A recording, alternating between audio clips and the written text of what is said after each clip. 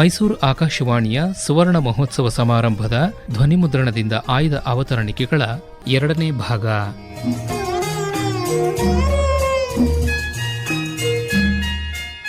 ನಿಲಯದ ಕಲಾವಿದರಿಂದ ದೇಶಭಕ್ತಿ ಗೀತೆ.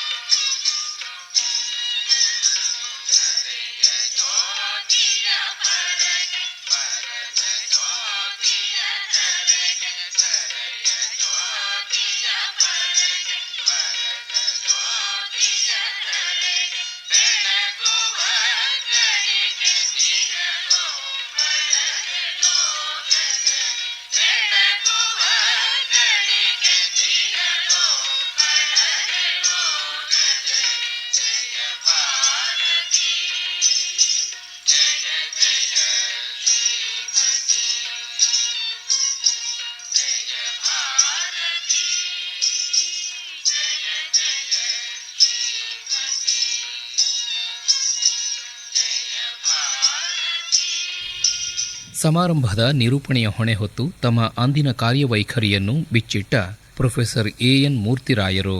ಕಾರ್ಯಕ್ರಮವನ್ನು ತಮ್ಮೆದುರಿಗೆ ನಿವೇದಿಸುವುದು ಬಹಳ ಆನಂದದ ಕೆಲಸ. ಹತ್ತಿರ 3.5 ದಶಕ ಕಳೆದಿದೆ ನಾನು ಮೊದಲು ಆಕಾಶವಾಣಿಗೆ ಕಾಲಿಟ್ಟ ದಿನದಿಂದ. ನಾನು ಈ ಸಂಸ್ಥೆಗೆ ನಿರ್ದೇಶಕನಾಗಿ ಬಂದಾಗ ಅದು ಇನ್ನೂ ಇಂದಿನ ಸುಂದರವಾದ ಕಟ್ಟಡಕ್ಕೆ ಬಂದಿರಲಿಲ್ಲ. ಈಗ ಮೆಡಿಕಲ್ ಕಾಲೇಜಿಗೆ ಸೇರಿರುವ ಹಳೆಯ ಎಕ್ಸಿಬಿಷನ್ ಕಟ್ಟಡದಲ್ಲಿ ನಡೀತಾ ಇತ್ತು. ನಾನು ಬಂದು 1.5 ವರ್ಷದ ಮೇಲೆ ಹೊಸ ಕಟ್ಟಡಕ್ಕೆ ಬಂದೆವು. ವಿಶ್ವವಿದ್ಯಾಲಯದ ರಕ್ಷಿತ ವಾತಾವರಣದಲ್ಲಿ ಇದ್ದ ನನಗೆ ಹಠಾತ್ತಾಗಿ ಯಾವ ಮುನ್ಸೂಚನೆಯೂ ಇಲ್ಲದೆ ನಿನ್ನನ್ನು ಆಕಾಶವಾಣಿಗೆ ಎರವು ಕೊಡಲಾಗಿದೆ ಅಂತ ಆಜ್ಞೆ ಬಂತು. ಅದನ್ನು ನೋಡಿದಾಗ ನನಗೆ ಸಂತೋಷವಾಯಿತು ಅಂತ ಹೇಳಲಾರೆ. ಸಾರ್ವಜನಿಕರೊಡನೆ ನಿಕಟವಾದ ಸಂಬಂಧ ಇಟ್ಟುಕೊಳ್ಳಬೇಕಾದ ಸಂಸ್ಥೆ ಅಷ್ಟೇ ಈ ಆಕಾಶವಾಣಿ. ಯಾವಾಗಲೂ ಅದು ಶ್ರೋತೃಗಳ ನಾಡಿ ಹಿಡಿದು ನೋಡ್ತಲೇ ಇರಬೇಕು. ಇದು ನನ್ನಂಥ ಇಂಟ್ರೋವರ್ಟ್ ಸ್ವಭಾವದ ಮನುಷ್ಯನಿಗೆ ಬಹಳ ಕಷ್ಟದ ಕೆಲಸ. ಅಲ್ಲದೆ ನನಗೆ ರೇಡಿಯೋ ವಿಷಯ ಈಗ ಕೂಡ ಗೊತ್ತಿರಲಿಲ್ಲ. ಆಗಿನ ಕಾಲದಲ್ಲಿ ಟ್ರಾನ್ಸ್ಮಿಟರ್ ಆಗಿರಲಿ, ರೇಡಿಯೋ ಸೆಟ್ಟನ್ನು ಕೂಡ ನನ್ನ ಕೈಯಲ್ಲಿ ಮುಟ್ಟಿದವನಲ್ಲ, ಟೆಲಿಫೋನ್ನಲ್ಲಿ ಒಂದು ದಿವಸ ಮಾತಾಡಿದವನಲ್ಲ ಆಕಾಶವಾಣಿಗೆ ಬಂದಾಗ. ಈ ಸಂಸ್ಥೆಯೊಳಗೆ ನನ್ನನ್ನು ಕಬಳಿಸೋದಕ್ಕೆ ಯಾವ ಮಕರ ತಿಮಿಂಗಿಲ ಕಾದಿದೆಯೋ ಅಂತ ಬಹಳ ಹೆದರಿದ್ದೆ. ಮೊದಲು ನನ್ನನ್ನು ನೋಡೋದಕ್ಕೆ ಬಂದ ಸಾರ್ವಜನಿಕರು ನನ್ನ ಹೆದರಿಕೆಗೆ ಸ್ವಲ್ಪ ಪುಷ್ಟಿಯನ್ನೇ ಕೊಟ್ಟರು. ನಾನು ಚಾರ್ಜ್ ತೆಗೆದುಕೊಳ್ಳೋದಕ್ಕಿಂತ ಮುಂಚೆ ಆಗ ಡೈರೆಕ್ಟರ್ ಆಗಿದ್ದ ಡಾಕ್ಟರ್ ಗೋಪಾಲಸ್ವಾಮಿ ಅವ್ರನ್ನ ನೋಡಿ ನನ್ನ ಶಂಕೆಯನ್ನು ತಿಳಿಸಿದೆ. ಅವರು ನನಗೆ ಹಿಂದಿನಿಂದಲೂ ಪರಿಚಿತರೆ. ಅವ್ರಿಗೆ ಹೇಳಿದೆ, ನನಗೆ ಈ ಕೆಲಸದ ವಿಷಯ ಏನೇನೂ ತಿಳಿಯುವುದು, ನೀವು ಇಷ್ಟು ಕಷ್ಟಪಟ್ಟು ಪ್ರೀತಿಯಿಂದ ಬೆಳೆಸಿದ ಸಂಸ್ಥೆ ನನ್ನ ಅಜ್ಞಾನದಿಂದ ಬಡವಾದೀತು ಅಂತ ಹೇಳಿದೆ. ಆಗ ಅವರು ಕೊಟ್ಟ ಉತ್ತರವನ್ನು, ನನ್ನೊಡನೆ ವ್ಯವಹರಿಸಿದ ರೀತಿಯನ್ನು ಈಗಲೂ ಬಹಳ ಸಂತೋಷದಿಂದ ನೆನೆಯುತ್ತೇನೆ. ಆಕಾಶವಾಣಿಯ ನೆನಪು ಅಂತಂದರೆ ನನಗೆ ಮೊದಲು ಗೋಪಾಲಸ್ವಾಮಿಯವರ ಮತ್ತು ಆಗ ನನ್ನ ಸಹೋದ್ಯೋಗಿಗಳಾಗಿದ್ದವರ ನೆನಪು. ಉಳಿದದ್ದೆಲ್ಲ ಹಾಗಿರಲಿ. ಗೋಪಾಲಸ್ವಾಮಿ ಹೇಳಿದರು, 4 ದಿನ ಕಳೆಯಲಿ, ನಿಮ್ಮ ಶಂಕೆ ತಾನಾಗಿಯೇ ಸರಿದು ಹೋಗುತ್ತೆ. ನನ್ನಿಂದ ಏನು ನೆರವು ಬೇಕಾದರೂ ಕೇಳಿ. ಹಾಗೆ ಕೇಳ್ತಕ್ಕ ಸ್ವಾತಂತ್ರ್ಯ ನಿಮಗುಂಟು. ಜೊತೆಗೆ ನನ್ನನ್ನು ಕೇಳದೆ ಕೆಲಸ ಮಾಡುವ ಸ್ವಾತಂತ್ರ್ಯವೂ ನಿಮಗುಂಟು. ಎಲ್ಲ ಕೆಲಸಕ್ಕೂ ನನ್ನ ಅನುಮತಿ ಕಾಯಬೇಕಾದ್ದಿಲ್ಲ. ಸಲಹೆ ಇಲ್ಲದೆಯೇ ಮಾಡಬಹುದು ಅಂತ ಹೇಳಿದರೆ ಹಾಗೆಯೇ ಮಾಡಿ, ನನ್ನ ಸಲಹೆ ಬೇಕು ಅಂತ ಹೇಳಿದರೆ ಬನ್ನಿ ಕೇಳಿ. ಇದು ಅವರು ಮೊದಲ ದಿನವೇ ಹೇಳಿದ ಮಾತು. ಸಾಮಾನ್ಯವಾಗಿ ನಮ್ಮಲ್ಲಿ ಸಂಸ್ಥೆಗಳು ಪ್ರಭಾವಶಾಲಿಯಾದ ಮತ್ತು ದಕ್ಷನಾದ ವ್ಯಕ್ತಿ ಒಬ್ಬನನ್ನು ಅವಲಂಬಿಸಿ ಬೆಳೆಯುತ್ತವೆ. ಆ ವ್ಯಕ್ತಿ ಎಷ್ಟೇ ದಕ್ಷನಾಗಲಿ, ನಿಸ್ವಾರ್ಥಿ ಆಗಲಿ, ಪ್ರಾಮಾಣಿಕನಾಗಲಿ, ಅವನಿಲ್ಲದೆ ಸಂಸ್ಥೆ ನಡೆಯಲಾರದು ಅನ್ನುವ ಹಾಗೆ ಆಗಬಾರ್ದು. ನಿಜವಾಗಿ ನೋಡಿದರೆ ಆತನ ಕೆಲಸ ತನ್ನ ಹಂಗೆ ಇಲ್ಲದೆ ನಡೆಯುವ ಹಾಗೆ ಸಂಸ್ಥೆಯನ್ನು ಕಟ್ಟಬೇಕಾದ್ದು. He should make himself unnecessary. ಗೋಪಾಲಸ್ವಾಮಿಯವರು ಈ ದೃಷ್ಟಿ ಉಳ್ಳವರು. ಆಗ ನನ್ನ ಸಹೋದ್ಯೋಗಿಗಳಾಗಿದ್ದವರೆಲ್ಲರಿಗೆ, ನಮ್ಮೊಡನೆ ಸಹಕರಿಸಿದವರೆಲ್ಲರಿಗೆ ನನ್ನ ಆದರದ ನಮನವನ್ನು ಸಲ್ಲಿಸುತ್ತೇನೆ.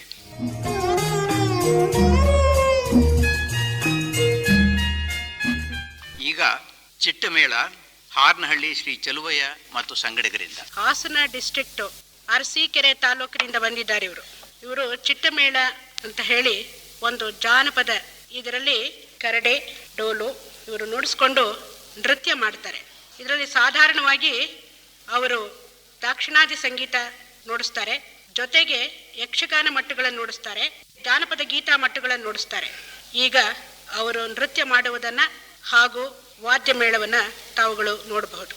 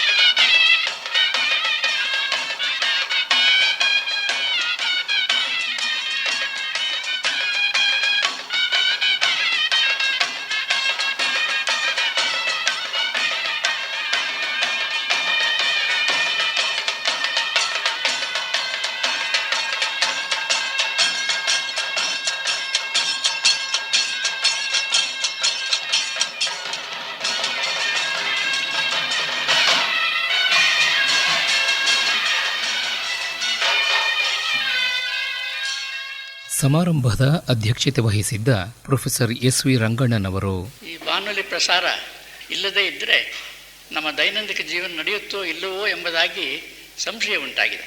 ಆಕಾಶವಾಣಿಯ ಗೀತಾರಾಧನೆ ಪ್ರಾರಂಭವಾಗದೇ ಇದ್ದ ಪಕ್ಷದಲ್ಲಿ ಸೂರ್ಯ ಮೂಡುತ್ತಾನೋ ಇಲ್ಲವೋ ಎಂಬ ಸಂಖ್ಯೆ ಉಂಟಾಗುತ್ತೆ.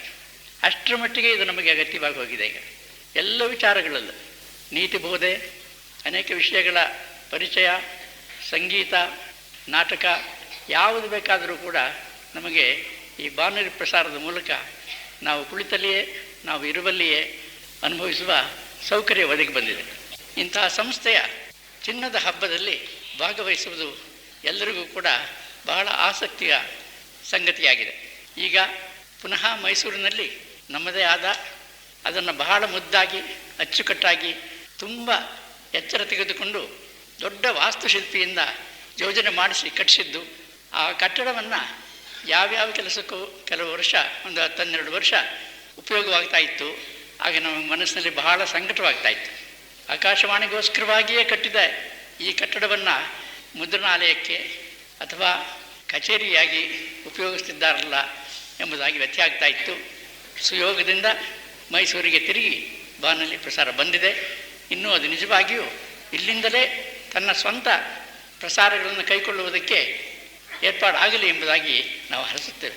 ಈ ಹೊತ್ತು ಕಾರ್ಯಕ್ರಮದಲ್ಲಿ ಇಡೀ ವರ್ಷ ಪೂರ್ತ ಯಾವ್ಯಾವ ಥರದ ಕಾರ್ಯಕ್ರಮವನ್ನು ಬಾನುಲಿಯಿಂದ ನಮಗೆ ಒದಗಿಸಿಕೊಡ್ತಾರೋ ಅದೆಲ್ಲವನ್ನು ಕೂಡ ಮಚ್ಚಿನ ರೀತಿಯಲ್ಲಿ ಸ್ವಲ್ಪ ಸ್ವಲ್ಪವಾಗಿ ನಿಮ್ಮ ಮುಂದೆ ಪ್ರದರ್ಶಿಸುವ ಕಾರ್ಯಕ್ರಮವನ್ನು ಇಟ್ಟುಕೊಂಡಿದ್ದಾರೆ. ನಾನು ಕೂಡ ಆ ಕಾರ್ಯಕ್ರಮವನ್ನು ಆಲಿಸಿ ನೋಡಿ ಸಂತೋಷ ಪಡುವುದಕ್ಕೆ ಇಲ್ಲಿಗೆ ಬಂದಿದ್ದೇನೆ. ಎಲ್ಲ ಥರದ ಕಲಾವಿದರು ಬಂದಿದ್ದಾರೆ. ಆಮೇಲೆ ಎಲ್ಲವನ್ನು ಪರಿಚಯ ಮಾಡಿಕೊಡುವುದಕ್ಕೆ ಸೂಕ್ತವಾದ ರೀತಿಯಲ್ಲಿ ವ್ಯವಸ್ಥೆಗೊಳಿಸಿ ಇದು ಈ ಕಾರ್ಯಕ್ರಮ, ಇದರ ಸ್ವರೂಪ ಇದು, ಇದರ ಸ್ವಾರಸ್ಯ ಇಷ್ಟು ಎಂಬುದಾಗಿ ವಿವರಿಸುವುದಕ್ಕೆ ನನ್ನ ಮಿತ್ರರಾದ ಮೂರ್ತಿರಾಯರು ಸಿದ್ಧರಾಗಿದ್ದಾರೆ.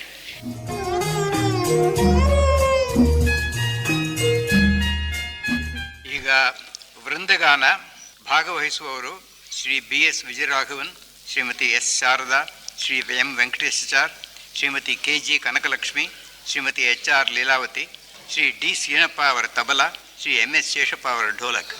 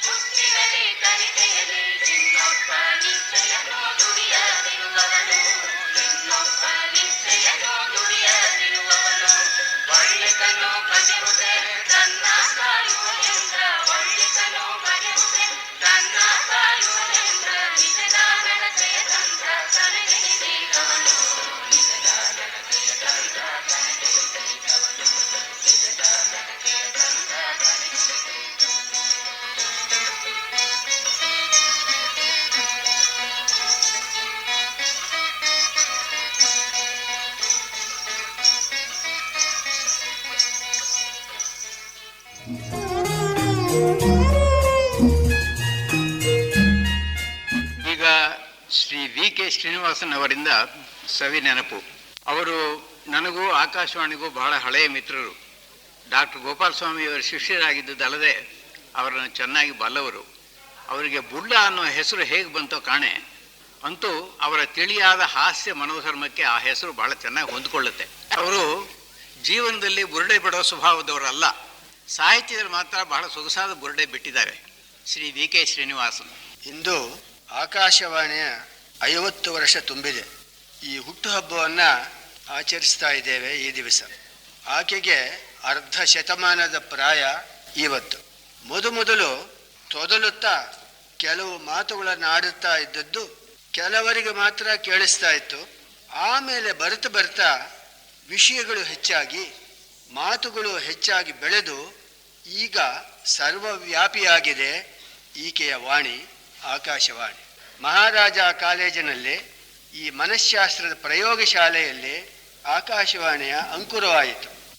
ಮೊದಲು ಗೋಪಾಲಸ್ವಾಮಿಯವರು ಮನಃಶಾಸ್ತ್ರಜ್ಞರಾದ್ದರಿಂದ ಶೈಶವಾವಸ್ಥೆಯಲ್ಲಿದ್ದ ಆಕಾಶವಾಣಿಯು ಕೊಟ್ಟ ಎಲ್ಲ ತೊಂದರೆಗಳನ್ನು ಬಹಳ ಸಹನೆಯಿಂದ, ಬಹಳ ತಾಳ್ಮೆಯಿಂದ ಸಹಿಸಿಕೊಂಡು ಆಕೆಯನ್ನು ತಿದ್ದಿ ಒಳ್ಳೆಯ ನಡತೆಗಳನ್ನು ಕಲಿಸಿ ಆಕೆಯ ಎಲ್ಲ ತೊಂದರೆಗಳನ್ನು, ಬಹಳ ಮಟ್ಟಿಗೆ ತಪ್ಪುಗಳನ್ನು ಎಳೆದು ತಮ್ಮ ಮುದ್ದು ಮಗಳನ್ನು ಸಾಕಿ ಬೆಳೆಸಿದರು. ಆಕೆಗೆ ಆಕಾಶವಾಣಿಯಿಂದ ನಾಮಕರಣವೂ ಆಯಿತು. ಆ ಕಾಲದಲ್ಲಿ ಹಿನ್ನೆಲೆಯ ಶಬ್ದಕ್ಕೆ ಬ್ಯಾಕ್ಗ್ರೌಂಡ್ ನಾಯ್ಸಸ್, ಬ್ಯಾಕ್ಗ್ರೌಂಡ್ ಸೌಂಡ್ಸ್ ಇರಲಿಲ್ಲ. ನಾಟಕ, ಒಂದು ಸಂಗೀತ, ಇನ್ನೇನಾದರೂ ಒಂದು ಕಥೆ ಹೇಳಬೇಕಾದ್ರೆ ಈ ಬ್ಯಾಕ್ಗ್ರೌಂಡ್ ಇದಕ್ಕೆ ನಮಗೆ ಶಬ್ದಗ್ರಾಹಿ ತಟ್ಟೆಗಳಾಗಲಿ, ಟೇಪ್ರಿಗೆ ಯಾವುದೂ ಇರಲಿಲ್ಲ. ಇದನ್ನೆಲ್ಲ ಕೃತಕವಾಗಿ ನಾವುಗಳೇ ಮಾಡಬೇಕಾಯಿತು ಕಲಾವಿದರು.